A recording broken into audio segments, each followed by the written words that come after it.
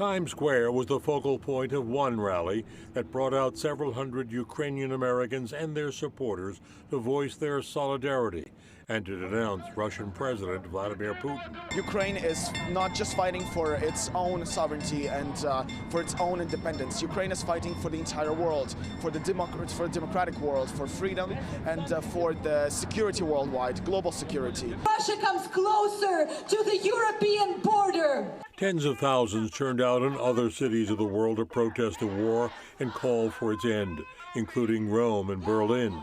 In Kiev, Ukrainian President Zelensky was joined by 4 Western leaders, including the prime ministers of Canada, Italy, and Belgium, to lay a wreath at a memorial to fallen heroes. In his remarks, Zelensky declared, "We will win," vowing that Moscow cannot destroy our dream.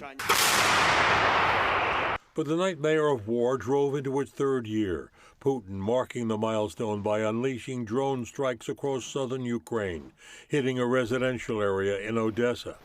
Russia now controls roughly a quarter of the country after Ukraine failed to make major breakthroughs in a counteroffensive. Pleading for more aid, Ukrainian troops are now facing mounting challenges on the front lines, where their ammunition is running low.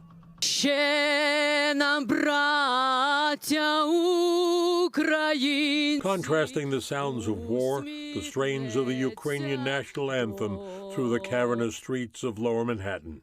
A ceremony Mayor Adams said bolstered the support of all New Yorkers. And so raising the flag today is raising our spirit, is raising our unity, is raising our solidarity with the Ukrainian people. And we're hoping that they hear our voices and our energy all the ways from the battlefields of Ukraine to here in little Ukraine. We stand united.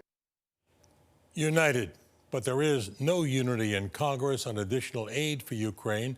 Republicans in the House, they're still holding out on a $60 billion aid package already approved by the Senate, aid Ukraine desperately needs to replenish its dwindling ammunition supplies. The real tragedy of this war, though, is in the estimated 500,000 Ukrainians and Russians who have been killed or wounded in the past 2 years of this conflict.